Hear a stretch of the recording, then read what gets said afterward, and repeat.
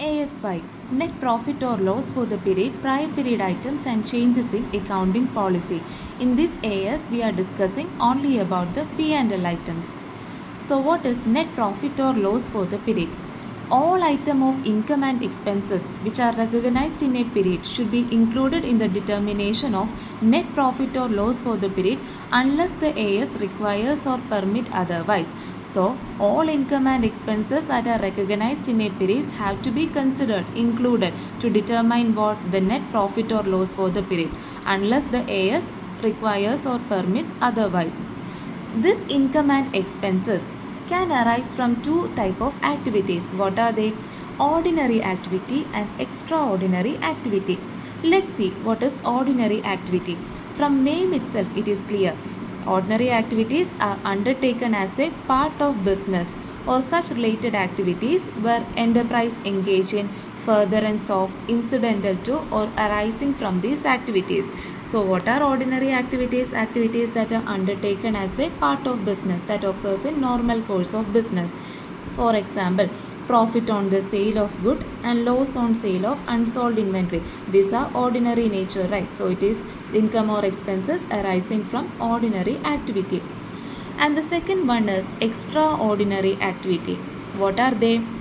Extraordinary activity are clearly distinct from ordinary activity that are not expected to recur frequently or regularly. So extraordinary activities are not expected to occur frequently or regularly. It doesn't occur in the ordinary course of the business. It is distinct and are not expected to occur frequently or regularly. And these extraordinary activities have to be disclosed in the statement of P&L as a part of P&L. Ordinary activities need not be disclosed, but extraordinary activities definitely need to be disclosed in the statement of P&L. Example is earthquake. What has to be disclosed? The nature and amount has to be disclosed. Earthquake.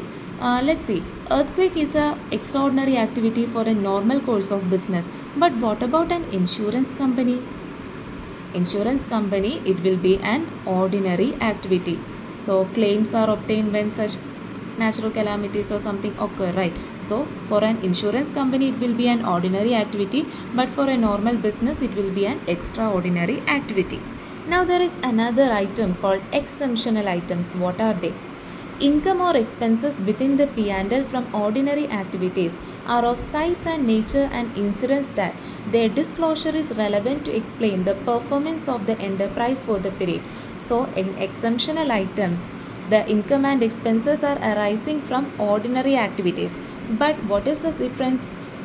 Even though it is arising from ordinary activities, their size and nature and incidence that their disclosure is relevant to explain the performance of enterprise. Their size and nature are of such importance that it is necessary to disclose it to explain the performance of the enterprise. In order to explain the performance of enterprise, these activities have to be explained, disclosed. So it is the income or expenses within the P&L arising from ordinary activities itself, but they are of such size and nature and incidence that their disclosure is relevant to explain the performance of enterprise. And for exemptional items, the nature and amount has to be disclosed. What are the example? Inventories written down to NRV or reversal of such write-downs, restructuring of activities or reversal of provisions for cost of restructuring, disposal of items of PPA, disposal of long-term investment, legislative changes having retrospective application, litigation settlement and other reversal of provision. All these are the examples of exemptional activities and they have to be disclosed. The nature and amount has to be disclosed. Now, next topic, prior period items. What are they? Income or expenses arising in the current year as a result of error or omission in the previous financial statement of one or more prior period. So, prior period items are the income or expenses arising in the current year. These arising in the current year, but why? As a result of error or omission in the previous financial statement. We have to note this, error and omission. Due to error or omission in the previous financial statement and income or expenses arising in the current year, that is known as prior period item. For example, wrong provision of an expense has been made, omission of an expense has been made in prior period. So this is considered as prior period item. And what we have to do? We have to separately disclose the nature and amount in the P&L and note to accounts. For prior period items also, we have to disclose the nature and the amount in the P&L and notes to accounts. Next one is changes in accounting estimate.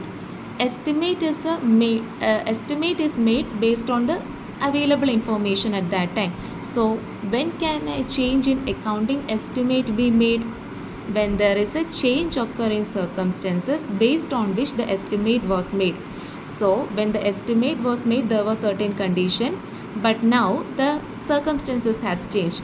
So the change can occur now, or new information become available, or more experience is gained, or subsequent developments have been. Because of all these reasons, a change in accounting estimate can be made. For example, useful life. Change in depreciation method from straight line method to written down value method is a change in accounting estimate and not a change in accounting policy. So we have to note this point. Why? The straight line method from written down value method, the depreciation has been changed. Depreciation method has been changed because while estimating, the useful life might change. When we make a new estimate, the useful life might have changed because of the new conditions or circumstances available. So it is based on estimate, right? So it is considered as a change in accounting estimate. So when there is a change in accounting estimate, the nature and amount of change having material impact on the current year or future year have to be disclosed. Here also disclosure of amount and nature has to be made, and if it is not quantifiable, if the amount can't be quantifiable, so we have to disclose the fact. Next, change in accounting policy. We have already discussed this in AS1 and we have already put on a video on it. What is accounting policy? Accounting policies are specific accounting principles and the method of applying these principles adopted by the enterprise.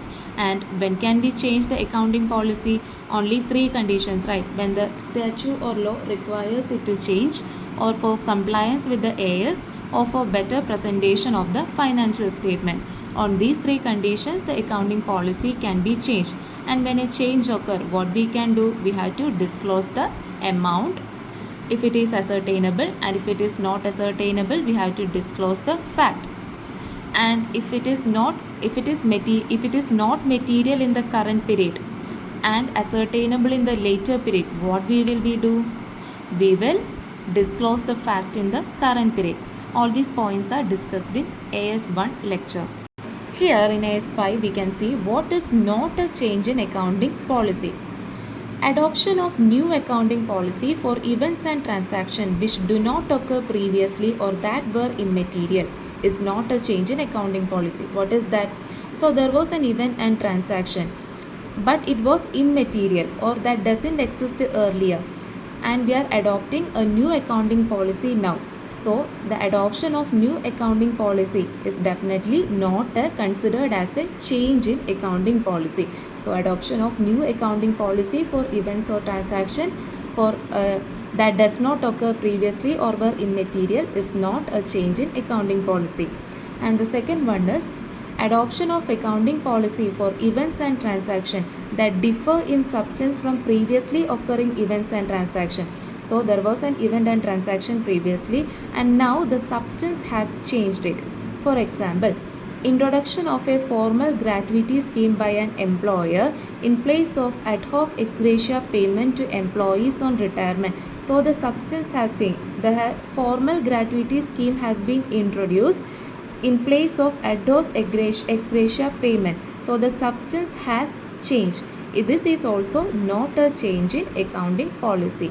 So what is not considered as a change in accounting policy? Adoption of new accounting policy and adoption of accounting policy for events or transactions that differ in substance. So this is all about AS5.